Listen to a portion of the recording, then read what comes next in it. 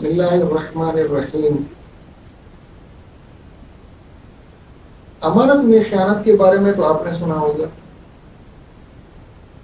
عموماً خیانت کہتے ہیں کوئی چیز کسی کے پاس رکھوائی ہوئی ہو، وہ اس میں تصرف کرے، اس کو ضائع کرے، اس کو استعمال کرے، یا اس کو ختم کر دے یا کسی اور کے حوالے کر دے، ہم کہتے ہیں کہ یہ امانت میں خیانت ہے۔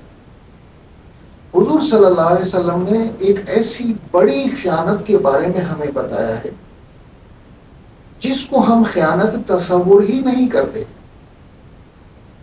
ہم اس گناہ کو گناہ تصور ہی نہیں کرتے، ہم اس کو ٹھیک سمجھ کر رہے ہوتے۔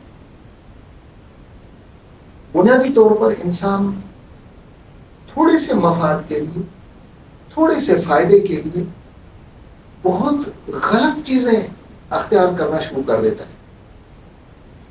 یہ چیزیں اور ان کے اثرات بہت خراب ہوتے ہیں۔ ان میں سے بنیادی ایک چیز جھوٹ تھی، جو پچھلے دنوں میں نے آپ کو سمجھایا تھا کہ ہم تو اپنے بچوں کو بھی جھوٹ سکھاتے ہیں، اپنی اولاد کو، ان کو بچپن میں ہی ہم جھوٹ کی تربیت دیتے ہیں۔ حضور اکرم صلی اللہ علیہ وسلم سے حضرت سفیان بن اسید الحضرمی رضی اللہ تعالی عنہ روایت کرتے ہیں، قال سمعت رسول اللہ صلی اللہ علیہ وسلم، کہتے ہیں کہ حضور صلی اللہ علیہ وسلم ایک دفعہ فرما رہے تھے، میں نے سنا تھا، کبرت خیانتا ان تحدث اخاک حدیثا، خیانت اور بہت بڑی خیانت یہ ہے کہ آپ اپنے کسی بھائی کے ساتھ کوئی بات کریں، وَهُوَ لَكَ بِهِ مُصَدِّقٌ، وہ آپ کو سچ سمجھ رہا ہو، وَأَنْتَ بِهِ كَاذِبٌ، اور آپ اس کے ساتھ جھوٹے ہوں۔ یہ بہت بڑی خیانت ہے۔ اس خیانت کا، اس جرم کا، اس گناہ کا ارتکاب ہم اپنی زندگی میں کرتے ہیں اور اس کو گناہ تصور ہی نہیں کرتے۔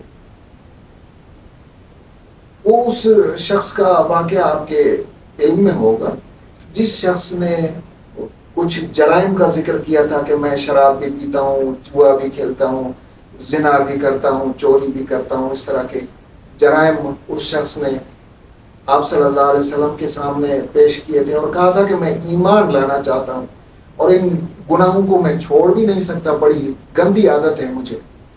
آپ صلی اللہ علیہ وسلم نے اسے کیا درس دیا تھا؟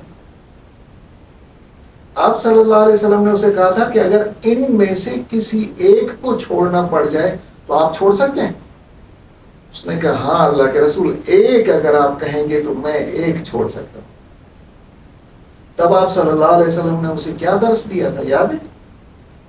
آپ صلی اللہ علیہ وسلم نے اسے درس دیا تھا کہ تم جھوٹ نہ بولنا، اور اس جھوٹ نہ بولنے کی وجہ سے اس کے سارے گناہ ایک ایک کر کے اس سے چھوٹ گئے۔ ہم اپنی زندگی میں یہ بہت بڑی خیانت کرتے ہیں۔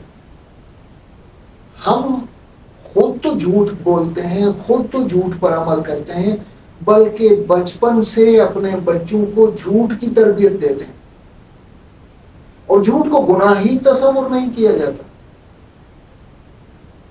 کہ جھوٹ بول دیا تو کیا ہوا، بس ٹھیک ہے، اب اس میں کون سی قباحت ہوتی؟ سب سے بڑی قباحت، سب سے بڑا جرم، سب سے بڑا گناہ اور تمام گناہوں کی جڑ، تمام گناہوں کی بنیاد یہ جھوٹ ہی تو ہے۔ جب اس کو ہم نے جاری کر دیا تو پھر ایک سے ایک گناہ ہماری زندگی میں ہوتا چلا آئے گا۔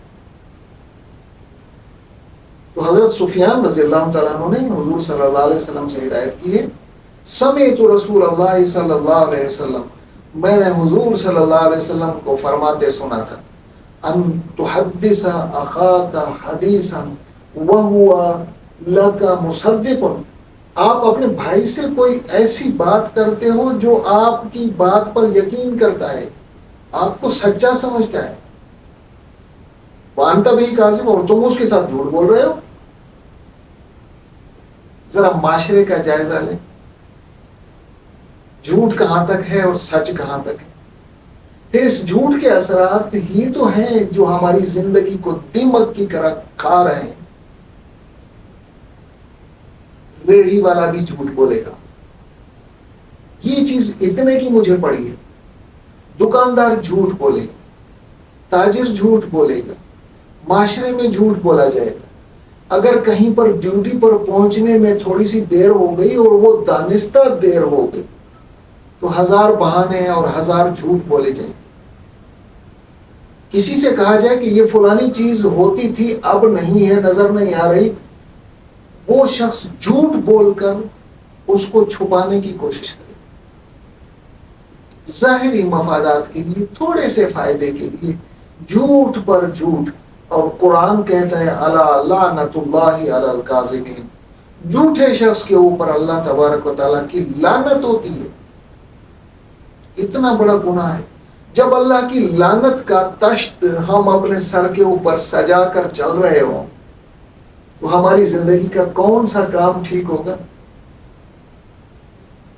ذرا ذرا سی بات پر جگہ جگہ پر ہم لوگ اللہ کی لعنت کو سمیٹ رہے ہوں، اپنی زندگی میں اللہ کی لعنت کے سوا کچھ حاصل کیا ہی نہ ہو، اور پھر ہم یہ تصور کریں کہ میری زندگی میں بڑے مسائل ہیں.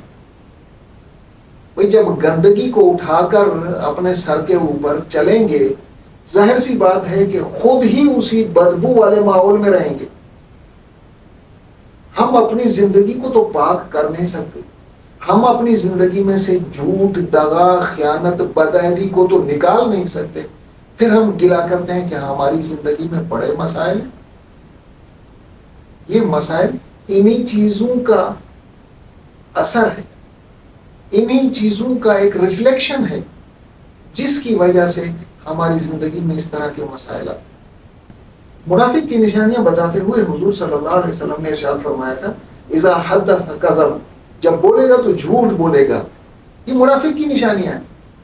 ہم اپنی زندگی میں کام منافقوں والے کریں اور پھر اپنے آپ کو کہیں کہ ہم تو بڑے مومن ہیں.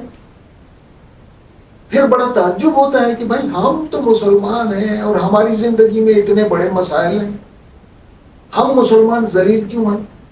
بھائی ذلیل ہونے کی وجہ یہ ہے کہ جو چیزیں اللہ نے، اللہ کے رسول نے منع کی ہیں، ہم تو سارے وہی کام کر رہے ہیں. تو ان برائیوں کے اثرات کی وجہ سے ہماری زندگی ذلیل بن گئی ہے، ہماری زندگی میں مسائل پیدا ہو گئے. یہ جھوٹ، گلا، غیبت، چغلی، بہتان، یہ سارے گناہ جتنے ہمارے معاشرے میں رائج ہیں، ان سب کے اثرات ہماری انفرادی زندگی پر بھی پڑتے ہیں اور اجتماعی زندگی پر بھی پڑتے ہیں. تو اس خیانت سے بچیں گے، جو خیانت حقیقت میں جھوٹ ہے. جھوٹ منافق کی نشانی ہے، اور منافق کے لیے تو قرآن کہتا ہے ان المنافقین فی الدرک الاسفل من النار، آگ کے تو سب سے نچلے گڑھے میں منافق ہوں گے. ہم اپنی زندگی کیسے گزار رہے ہیں ذرا غور کریں.